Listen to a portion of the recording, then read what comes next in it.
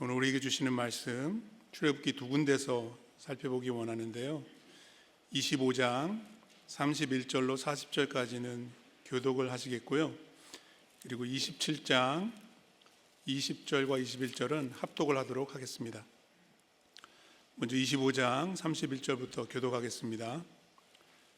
너는 순금으로 등잔대를 쳐 만들되 그 밑판과 줄기와 잔과 꽃받침과 꽃을 한 덩이로 연결하고 가지 여섯을 등잔대 곁에서 나오게 하되 다른 세 가지는 이쪽으로 나오고 다른 세 가지는 저쪽으로 나오게 하며 이쪽 가지에 살구꽃 형상의 잔 셋과 꽃받침과 꽃이 있게 하고 저쪽 가지에도 살구꽃 형상의 잔 셋과 꽃받침과 꽃이 있게 하여 등잔대에서 나온 가지 여섯을 갖게 할지며 등잔대 줄기에는 살구꽃 형상의 잔 넷과 꽃받침과 꽃이 있게 하고 등잔대에서 나온 가지 여섯을 위하여 꽃받침이 있게 하되 두 가지 아래에 한 꽃받침이 있어 줄기와 연결하며 또 두 가지 아래에 한 꽃받침이 있어 줄기와 연결하며 또 두 가지 아래에 한 꽃받침이 있어 줄기와 연결하게 하고 그 꽃받침과 가지를 줄기와 연결하여 전부를 순금으로 쳐만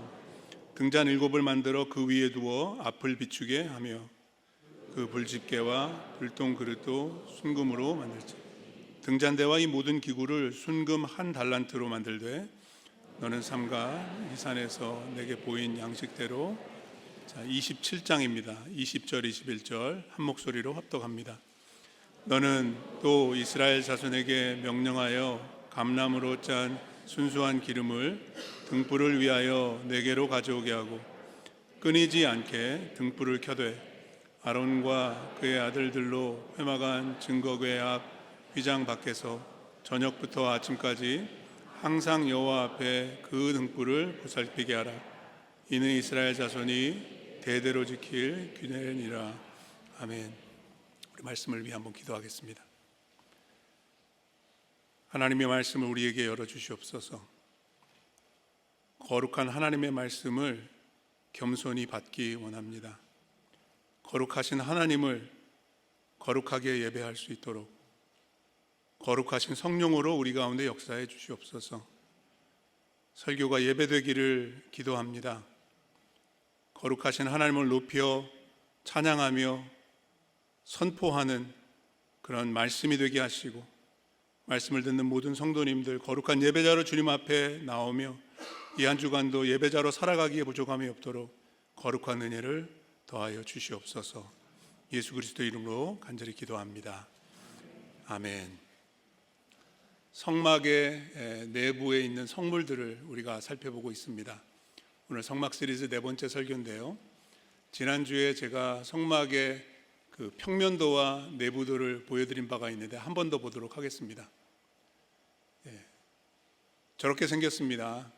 위에서 내려다 보면은요, 한마디로 말해서 성막은 하나님이 계신 곳, 하나님의 집입니다. 출입구가 있고요, 뜰을 지나서 성소로 들어가 지성소 앞에 서게 됩니다. 내부도를 보시면은 지성소에는 하나님의 보좌, 그 발등상을 상징하는 법궤가 있습니다.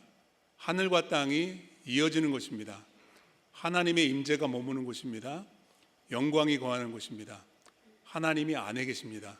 그래서 지성소는 지난주에 제가 설명드렸듯이 하나님의 안방입니다. 바깥에는 성소, 홀리 플레이스인데 거기 세 가지 거룩한 물건들이 놓여 있고요. 지난주에 살펴본 진설상이 있습니다. 진설상은 하나님의 밥상이라고 제가 설명을 드렸죠. 하나님의 식탁으로 우리를 초대하시는 하나님의 은혜가 있다. 첫 번째, 하나님은 우리와 펠로십, 교제 나누기를 기뻐하신다. 그래서 밥상이 놓여 있는 거다. 이 음식은 하나님을 위한 것이 아니라 예배자들을 위한 것이죠. 그래서 그 예배자들이 하나님과 교제 나눌 수 있도록 하나님은 은혜로 공급하신다. 하나님의 공급하심에 대해서 살펴봤고, 그리고 그 교제가 끊어지지 않도록 Unbroken Fellowship with God, 이것을 위해서 상에 턱을 만들라고 하셨다. 떡을 그대로 올려놓은 채로 옮길 때도 이동할 수 있도록 명령하신다. 그래서 우리와 하나님과의 교제는 하나님이 책임지시고 하나님이 보존하신다, 이런 말씀을 나누었습니다. 오늘은 성소에 놓여져 있는 이 진설상 맞은편에 있는 이 등잔대에 대해서 살펴보도록 하겠습니다. 오늘 출애굽기 25장에도 등잔대라고 번역되어 있는 그 히브리 원어 단어는 메노라입니다. 들어보신 분들도 계실 것입니다. 이 메노라, 이 등잔대는 유대인들에게 있어서 굉장히 애착이 가고 전통과 역사가 깊은 그런 물건 중에 하나입니다. 성막 안에 진설상도 있었고 법궤도 있었는데 왜 이 등잔대가 유일하게 지금도 유대교 신자들에게 있어서 그 신앙을 지키는데 상징적인 물건으로 아직까지도 남아있고, 명절을 지킬 때마다 이 메노라를 킵니다. 특별히 한우카 같이 우리는 크리스마스를 지내지만 유대인들은 12월 달에 한우카를 지낼 때 이 등잔대에 불을 밝히거든요. 왜 그렇게 됐는지 그 유래가 있습니다. 사진을 하나 보여드리겠습니다. 주 70년에 이스라엘 그 예루살렘에서의 유대인들의 반란을 진압하기 위해서 시저가 군대를 파병합니다. 그때 그 군대를 진두지휘했던 장군이 타이러스, 티토라는 장군이었는데 그가 예루살렘을 함락을 시켜버립니다.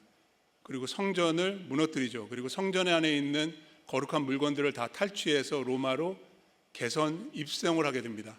그때 그것을 기념하기 위해서 세워놓은 저 아치가 티토의 개선문이라는 그러한 건축물인데 지금 로마에 가면은 여러분들 볼 수 있다고 합니다. 저 아치 안쪽 면에 보시면 뭐가 새겨져 있어요. 그때 예루살렘 성전에서 물건들을 탈취해서 행렬을 지어서 로마로 돌아왔던 그 모습을 저기다가 재현해 놨는데요. 자세히 들여다보시면 그 다음 사진입니다. 저기 등잔대가 있습니다. 네. 그래서 등잔대는 유대인들에게 있어서 이스라엘의 영광의 회복을 소망하게 되는 그런 상징이 되었습니다. 메노라. 자, 이 등잔대가 어디에서 시작이 되는가? 출애굽기 25장에 처음 나옵니다. 하나님께서 왜 이 등잔대를 만들려고 하셨을까요? 그 의미는 이렇습니다. 여러분, 성소 안에는 창문이 없습니다. 빛이 들어오지 않아서 칠흑 같은 어둠만 남아 있습니다. Light in the darkness. 그 어둠 속을 밝히는 그 빛을 비추게 하기 위해서 등잔대를 놓게 하셨고, 오늘 25장에도 보시면 나오고 27장에도 보시면 나오지만 항상 켜놓으라고, 밤낮으로 불을 밝혀놓으라고 하셨습니다. 여러분, 요즘에도 밤에 운전하고 지나가시다가 어떤 집에 창문에 불이 밝혀 있으면 여러분들 어떤 생각을 하세요? 저기 누가 있다, 저 집에 사람이 산다, 그걸 알 수 있듯이 성막 안에 불이 항상 밝혀 있다는 말은 무슨 의미일까요? 하나님이 거기 항상 계시다, 우리와 함께 하시고 우리를 기다리고 계시다. 그래서 등잔대는 하나님이 우리를 위해서 비춰주시는 빛이 됩니다. 그 빛이 가지고 있는 상징적인 의미를 성경을 통해서 잠시 살펴보기를 원합니다. 하나님은 우리에게 어떤 빛을 비춰주실까요? 첫 번째, 그 빛은 생명의 빛이 됩니다. 생명의 빛. 오늘 출애굽기 25장 31절에서 40절까지의 말씀을 여러분들 성경에서 다시 한번 잘 보시기를 바랍니다. 이 등잔대의 모양이 묘사되어 있는데 어떤 모양인가요? 31절에는 줄기라고 나와 있습니다. 또 32절에는 그 줄기를 중심으로 가지를 한편으로 셋, 반대편으로 셋, 6가지가 뻗어 나오게 하라고 하셨습니다. 또 33절 말씀을 보십시오. 33절에 보시면 개역개정에는 살구꽃이라고 번역이 되어 있는데 영어 성경으로 보시면 아몬드 블라썸 이렇게 되어 있습니다. 그래서 이게 살구꽃일 수도 있고 아몬드 나무 꽃일 수도 있습니다. 여러분, 꽃이 피고 열매가 맺고 가지가 뻗어나오고 줄기가 있으면 이게 뭔가요? 등잔대는 나무 형상입니다. 그렇다면 어떤 나무를 상징할까요? 여러분, 성막을 보면 뭐가 보이죠? 지금 4번째 시간인데 매번 말씀드리는데 자꾸 까먹으시네요. 괜찮아요? 성막을 보면은요, 에덴이 보이는 거예요. 예. 에덴 동산 중심에 뭐가 있었어요? 생명나무가 있었어요. 그래서 성소에 들어가면 생명나무를 상징하는 등잔대가 세워져 있는 거예요. 성막으로 들어가는 휘장을 지날 때마다 휘장에 뭐가 수놓아져 있죠? 그룹이 수놓아져 있어요. 성막 안에서도 보시면 지성소로 들어가는 그 휘장 앞에도 그룹이 수놓아져 있고, 그룹 앞에 뭐가 있어요? 등잔대가 있는데, 이것은 에덴으로 돌아가는 생명나무를 상징하는 거예요. 아담과 하와가 죄를 범하고서 에덴 동산에서 추방을 당하죠. 그래서 생명나무로 가는 길이 막혀버리고 맙니다. 그래서 창세기 5장 말씀에 보시면 아담의 족보가 나오는데, 그의 후손들에 대한 그러한 그 기록이 나오는데, 어떻게 되는지 여러분들 기억하실 겁니다. 막 700년, 800년, 무드셀라와 같은 경우에는 900년을 넘게 살지만 결국에는 다 죽었더라가 반복이 됩니다. 왜 그럴까요?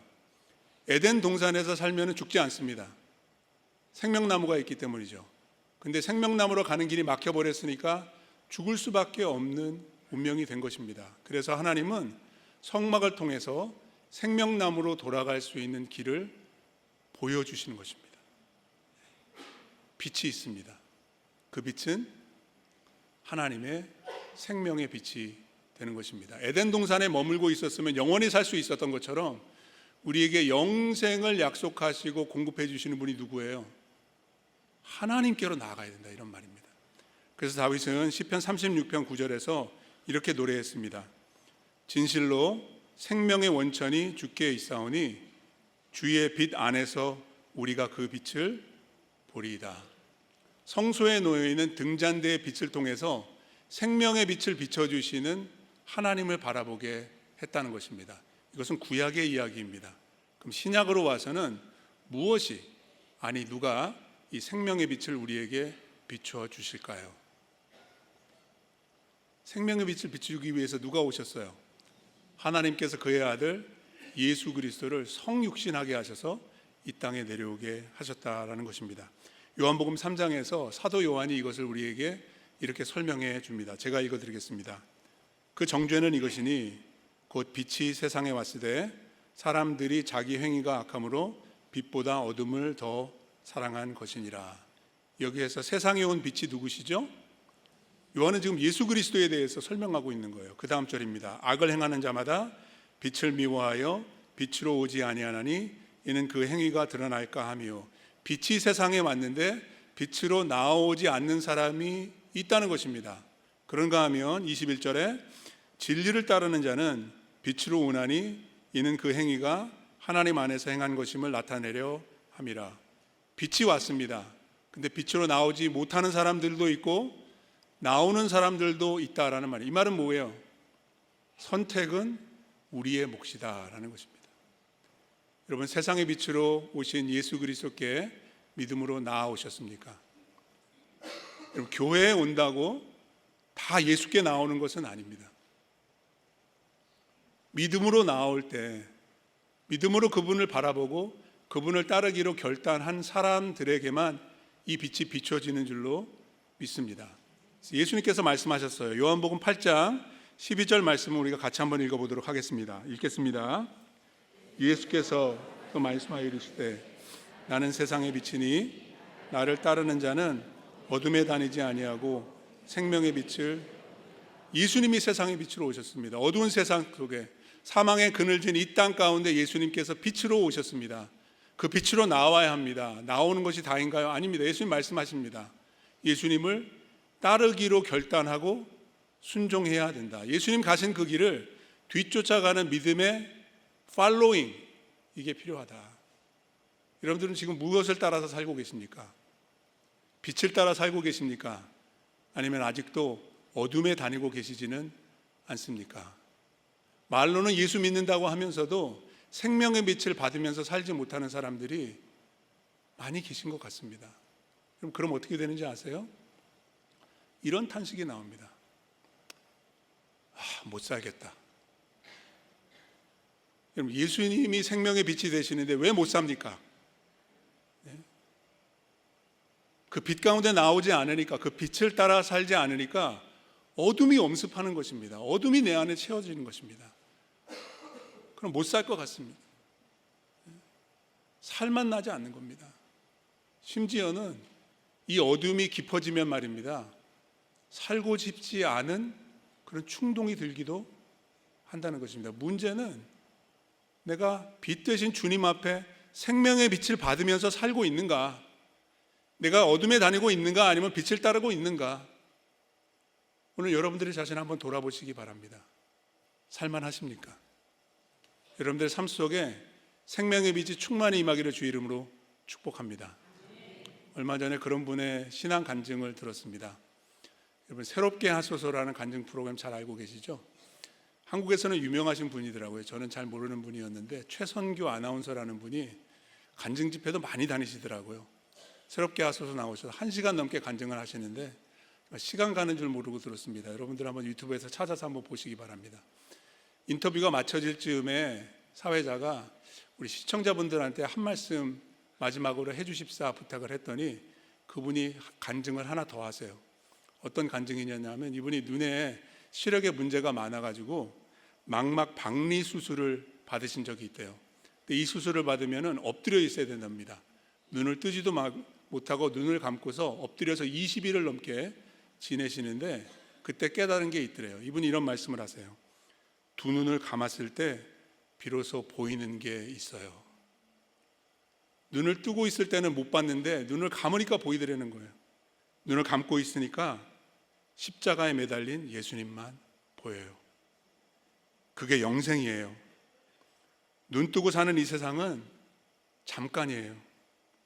우리 크리스천들이 이걸 알았으면 좋겠어요. 이름은 크리스천인데, 문의는 성도인데 그 삶 속에는 어둠이 가득한 분들 혹시 안 계십니까? 눈을 한번 감아 보십시오. 세상에 눈 뜨지 마시고 여러분들의 영적인 눈을 열어서 십자가에 달린 주님을 바라보시기 바랍니다. 우리를 살리기 위해서, 우리에게 새 생명 주시고 영원한 생명을 주시기 위해서, 그 생명의 빛을 비추기 위해서 주님이 오셨습니다. 설교 후에 오늘 성찬이 있습니다. 그 성찬을 통해 다시 한번 이 생명의 빛 되신 주님을 만나고 그 생명을, 그 영생을 다시 한번 맛보며 누리는 저와 여러분들 다 되시기를 주의 이름으로 축복합니다.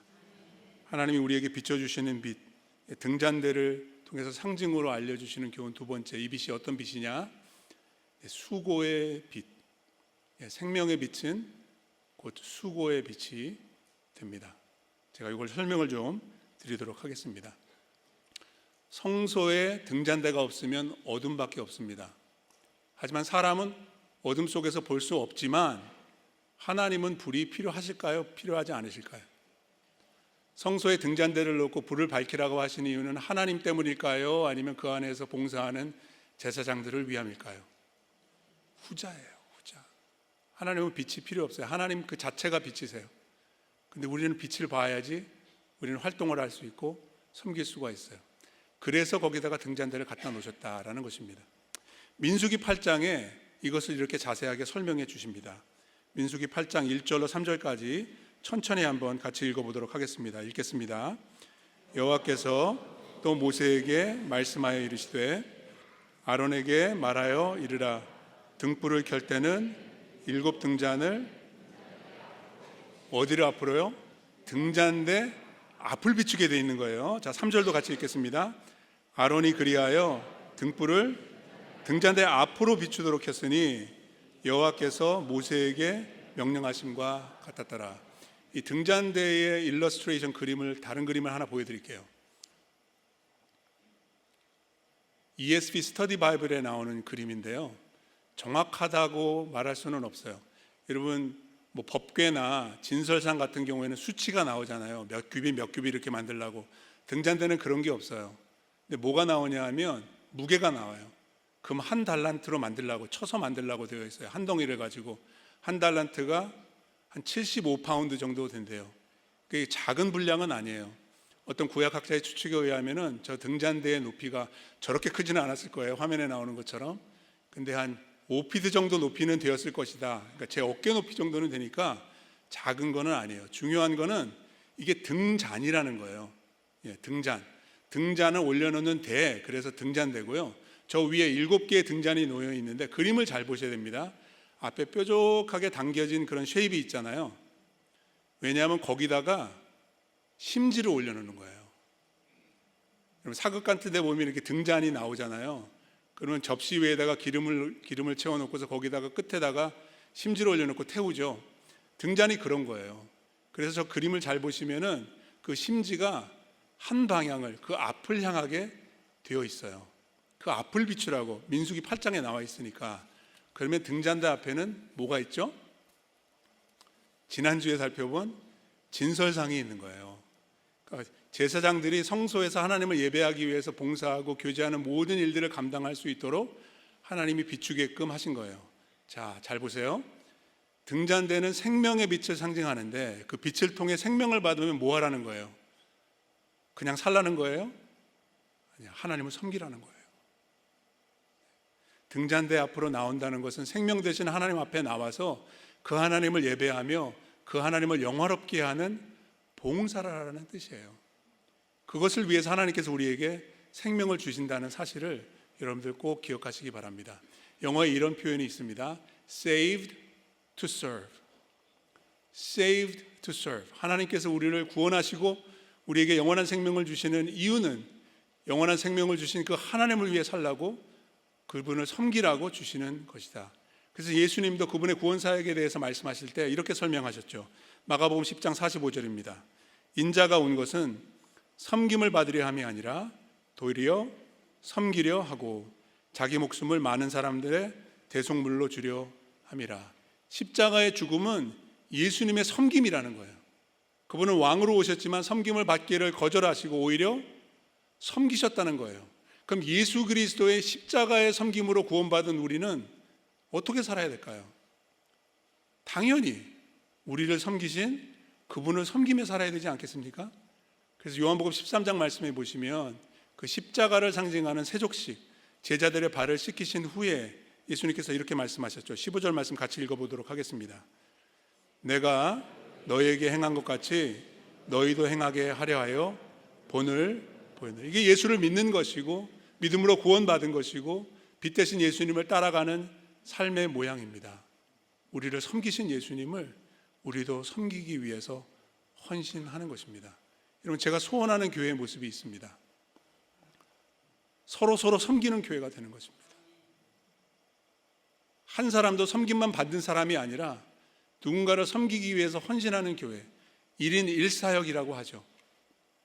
아직은 그런 모습이 다 되지는 않았어요. 그런 모습이 되기를 저는 소망하고 기도합니다.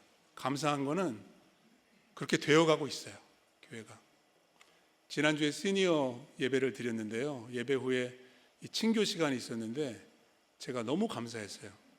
왜 감사했냐 하면 시니어 분들이 시니어 분들을 섬기더라고요. 시니어가 되면은 그런 유혹이 들어요. 누가 나를 좀 섬겨줬으면 좋겠다. 대접받고 싶다. 대접만 받고 싶으면 문제가 되지만, 그런데 시니어 공동체에서는요, 시니어 분들이 서로 섬기시더라고요. 너무 귀한 모습이에요. 하나님께서 건강 주시고 은혜 주셔서 서로 섬기는 그런 아름다운 공동체가 되기를, 우리 시니어 분들이 교회 모범이 되기를 주 이름으로 축복합니다. 제가 요즘 오이코스를 신방하고 있는데 얼마나 서로 사랑으로 섬기시는지 그 모습이 너무나도 귀해요. 그전에는 오섬과 오섬에만 섬기는 일들이 많았어요. 근데 시간이 지나면서 오이코스 식구들도 서로 집을 오픈을 하고요, 음식을 준비하고 대접하면서 서로 섬기는 그런 모습이 되니까 얼마나 은혜가 넘쳐나는지 모르겠어요. 뿐만 아니라 지난 금요일과 토요일 저희 교회 교육부를 섬기시는 스태프들과 우리 자원봉사자분들이 뉴저지에 있는 교회에 교육사역 컨퍼런스에 다녀오셨어요. 사진 하나 찍어서 보내줬는데 어젯밤에 9시 넘어서 교회로 돌아오셨거든요. 근데 오늘 다 교육부 들어가서 봉사하실 거라고요. 제가 그 사진만 보는데도 너무 은혜가 되는 거예요. 교회에서 섬겨주시는 것만도 고마워하는데 더 잘 섬기고 싶다고 뉴저지까지 올라가셔서 교육을 받고 오시는 그 모습에 정말 하나님께 감사를 드렸습니다. 우리 열림은 장로교회가 시니어 공동체에서부터 우리 교육부에 이르기까지 이런 수고의 빛 가운데 섬기는 일꾼들이 앞으로 더 많아지기를 주의 이름으로 축복합니다. 생명의 빛을 주신 주님께서 수고의 빛으로 우리를 인도해 주시고 우리를 사용해 주시기를 간절히 원합니다. 이 수고의 빛은 교회 안에서만 서로를 섬기는 수고로 그치는 것이 아니라 세상으로 나가서 주님의 사랑으로 빛을 비추는 그런 전도와 선교로 이어져야 할 줄로 믿습니다. 이것이 세 번째 의미입니다. 생명의 빛은 수고의 빛으로, 수고의 빛은 사랑의 빛으로 이어져야 합니다. 제가 성경 퀴즈를 하나 내겠습니다. 구약 성경에 보시면은 이 등잔대에 대한 언급이 여러 번 나옵니다. 출애굽기 25장에서부터 레위기에도 나오고, 민수기 조금 전에 8장 살펴봤죠. 민수기에도 나오고, 스가랴에도 나옵니다. 네. 신약에 오시면 나오는 데가 있어요. 이 등잔대가 다시 나옵니다. 어딜까요? 답을 아시는 분은 성경 좀 읽으신 분들인데, 요한계시록에 나옵니다. 요한계시록 1장에 나옵니다. 사도 요한이 복음을 전하다가 박해를 당하고 반모섬에 위배를 당하죠. 거기에서 그리스도의 영광의 환상을 보는데 거기에 등잔대를 봅니다. 제가 읽어드릴게요. 계시록 1장입니다. 나 요한은 너희 형제요 예수의 환난과 나라와 참음에 동참하는 자라. 하나님의 말씀과 예수를 증언하였으므로 말미암아 반모라 하는 섬에 있었더니 주의 날에, 썬데이입니다. 주의 날에 내가 성령에 감동되어 내 뒤에서 나는 나팔 소리 같은 큰 음성을 들으니, 소리가 들리는데 누구의 음성이었을까요? 자, 11절에 보시면 이르되 내가 보는 것을 두루마리에 써서 에베소, 서머나, 버가모, 두아디라, 사대, 빌라델비아, 라오디게아 등 몇 개인가요? 7교회에 보내라. 여기서 7이라는 숫자는 완성수인 거 여러분들 아시죠? 7교회만 얘기하는 게 아니라 모든 교회를 말하고 있는 거예요. 그래서 12절에 보시면 요한이 몸을 돌이켜서 나에게 말한 음성을 알아보려고 돌이킬 때 뭘 봤나요? 7 금 촛대를 봅니다. 근데 이 촛대라는 번역이 상당히 아쉬워요. 왜냐하면 영어 성경에 보시면 이렇게 돼 있어요. 7 골든 캔들스틱이 아니에요. 촛대가 아니에요. 램프 스탠드예요. 등잔대예요. 등잔대 7을 본 거예요. 출애굽기 25장에 나오는 그 등잔대에 등이 몇 개 있어요? 등잔이 7개 있잖아요. 여기 그 7등잔대가 다시 나와요. 이 등잔대는 무엇을 상징할까요? 계시록에는 상징이 많잖아요. 뭘까요? 자, 20절 같이 읽어보겠습니다. 예수님이 설명해 주세요. 읽겠습니다. 네가 본 것은 내 오른손에 7별의 비밀과 7 금촛대라. 7별은 7교회의 사자요, 7 촛대는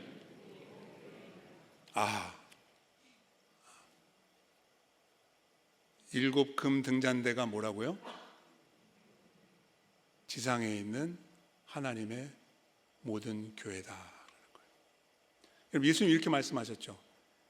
내가 세상에 있는 동안에는 내가 세상의 빛이라고. 예수님 어디 계세요?